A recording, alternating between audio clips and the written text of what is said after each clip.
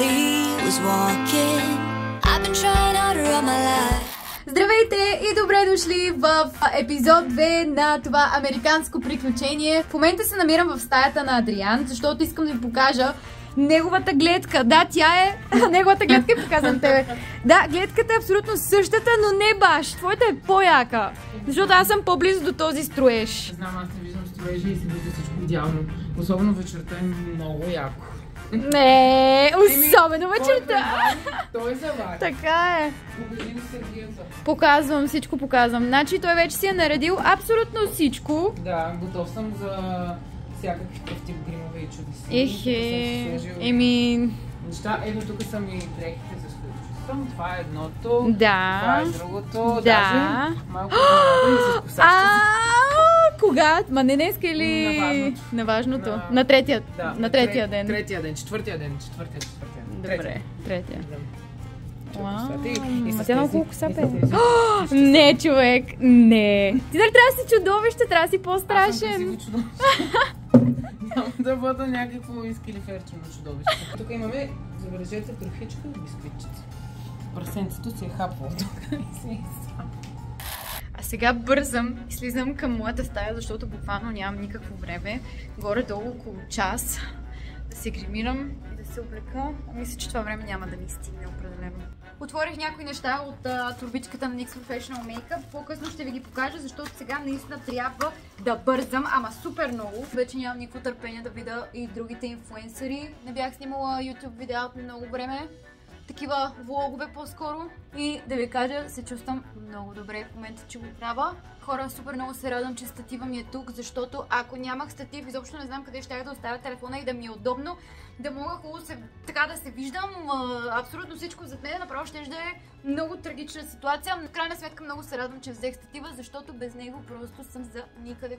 Мисля, че съм готова с грима. Сега ще ви покажа и аутфита ми. Ето тук е моят гащеризон, а тук държа програмата и от 7 до 10 имаме Dark Disco Welcome Party. Друго нещо, което исках да ви кажа е, че в момента от полета явно, то няма от какво друго да е, чувствам земята, че се клатушка. В момента усещам супер много, че ми се вие свят и така ми се клати целият пот, но се надявам това нещо да отшуми след няколко часа, когато си легна. В България е вече 5 часа.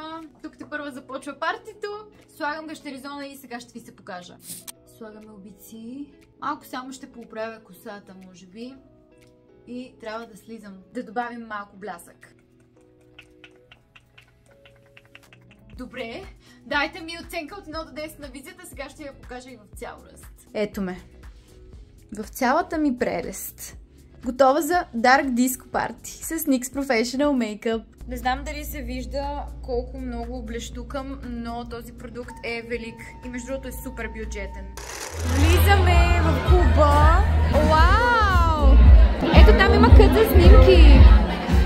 Чакай, искам да питам нещо. Да. Ти каза, че си вече от 5-6 месеца тук в Америка. Да. Искам да ми кажеш, това типичен американски клуб ли е? Не, това даже е малко по-европейски тип клуб. Така щях да кажа, че ми прилича на американски. По-яки от американските. Сериозно? Да. Защото американските клубове са малко ларш. Вижте какво блестящо пиано.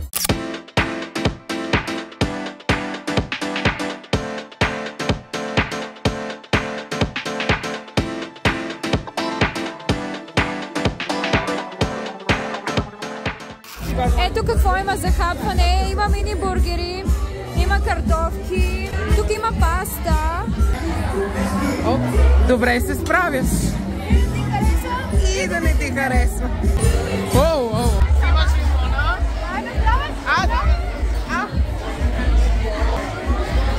Не питайте как сме закрепили телефоните. Здраве!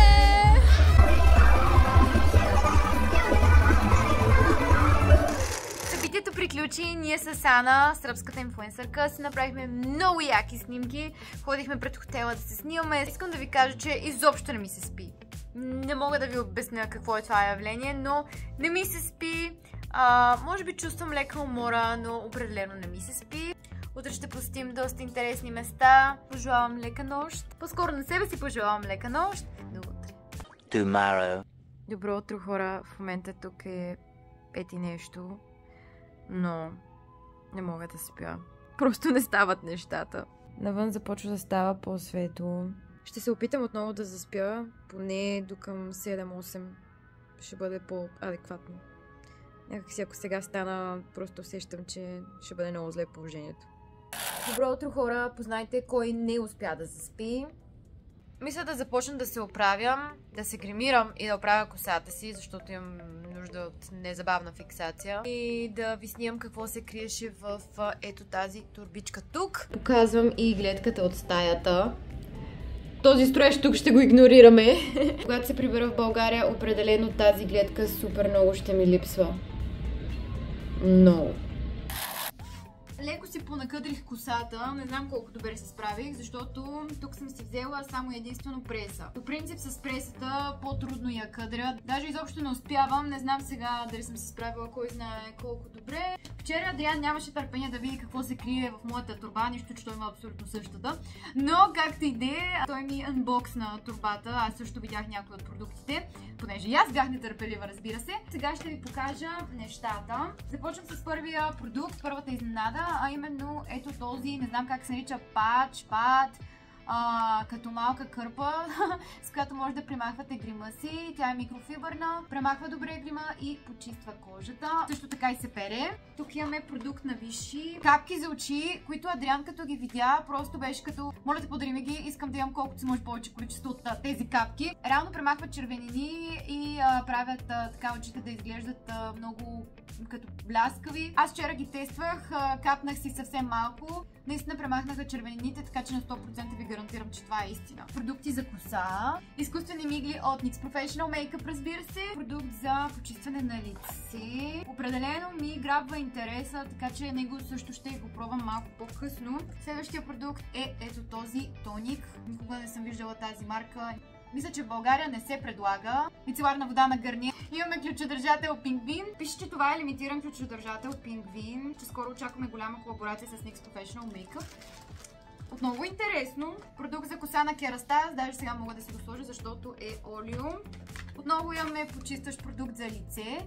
Това нямам идея какво е. Това се слага отзад на телефона ли? Не знам. Вижте. Тази палитра я нямам. Супер, ще я използвам може би по-късно или утре. Лак за ногти. Тук имаме продукти на NYX Professional Makeup, червила, моливи. Като гледам, има още гланцовете Flat Oil, още моливи в синьо, в розово, в зелено. Буквално това е любимата ми база. Прави кожата супер мека. Още моливи, спирала, молив.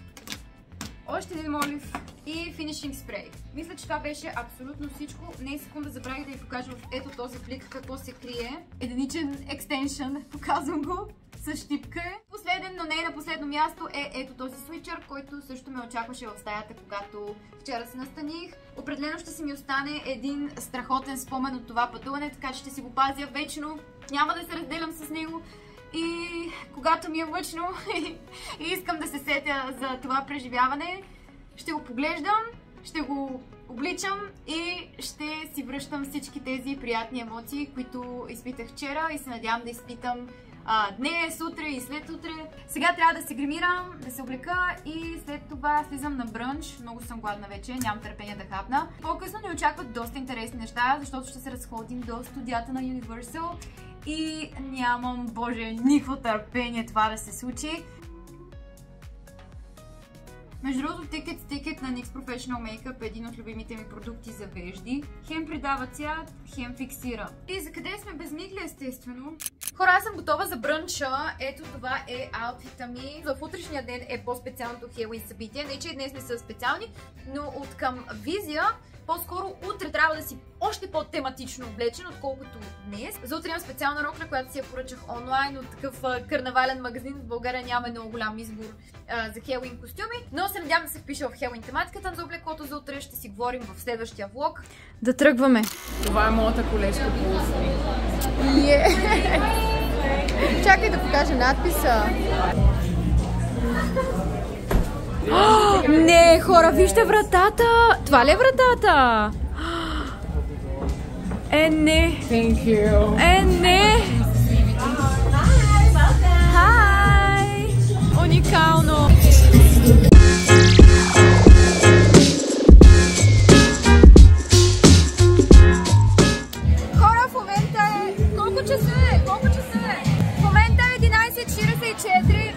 ще пием коктейли. Вижте какво сладко пате.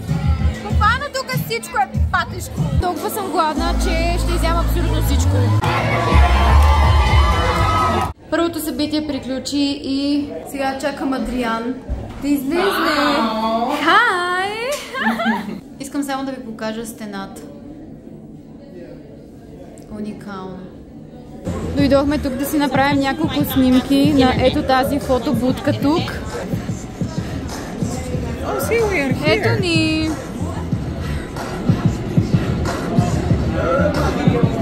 Много сме яки.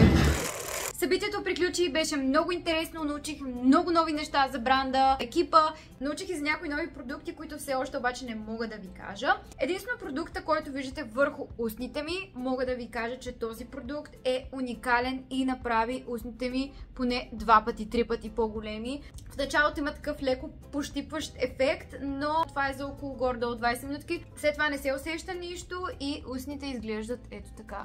За съжаление обаче Duck Plump в момента не е наличен. Ще бъде наличен чак до година, което е много тъжно. Ще трябва да почакаме, но наистина продуктът си заслужава. Има го в много цветове, така че да. Нямам търпение този продукт да бъде наличен в България. Имам доста кадри от събитието, които обаче не съм сигурна кои ще мога точно да покажа и кои не, защото разбрах, че не всичко мога да показвам, така че да знаете, че има неща, които може би не сте видели от събитието, които най-вероятно ще мога да ги споделя на по-късен етап с вас, когато се случат разни неща, тъй като има много нови продукти, които все още не са на пазара, дори на американския пазар. Просто нямам правото да ви ги покажа в момента.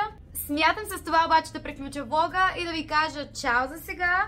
Да се абонирате за канала, ако не сте го направили, да дадете палче нагоре и да очаквате следващия епизод от тази поредица, защото той идва много скоро и нямам никакво търпение да видите какво ще се случи, защото и аз нямам търпение да видя какво ще ми се случи. Стискам палци да си прекараме готино в Universal Studios, така че ако ви е интересно да видите какво ще се случи по-късно, гледайте следващия епизод.